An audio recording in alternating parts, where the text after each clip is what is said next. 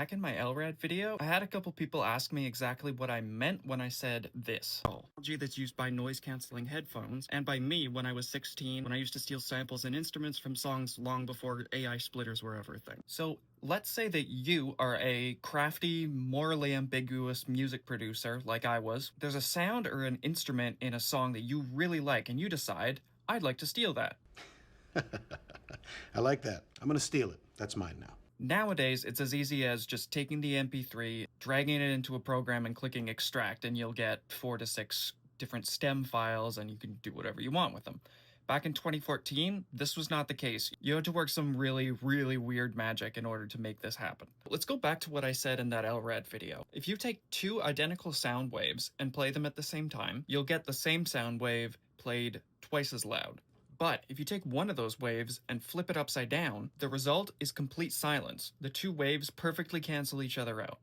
Once you know this, you can start doing some pretty wacky things. So back in the day, I was messing around with one of the greatest pop R&B bangers of all time. I was sitting in a Blends coffee shop, skipping English class, sitting on my laptop just waiting for my girlfriend to get out of class, and I didn't even want to sample anything, I just wanted to know how they made it.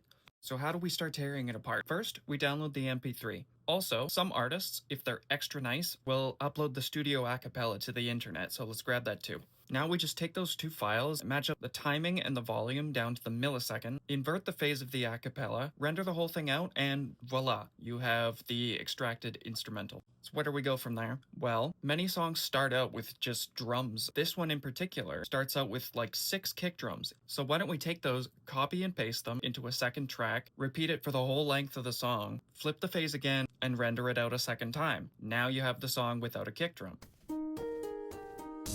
Next, a lot of songs will start out with some elements and then just add them on progressively. So if we take the verse, copy it and paste it on top of the chorus, line up the timing and volume, flip it, and bounce it out again, now we have those elements extracted as well. From there, we can do just a little bit of mixing magic, and that leaves us with a very nice guitar sample and the isolated chorus elements.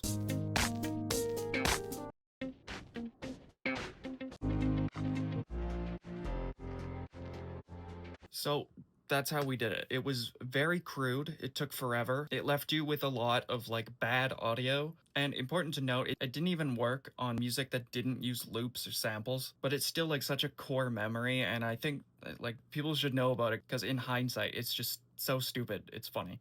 And it also goes to show exactly how far we've come in audio technology. So I don't know if that was actually interesting, but there's your story.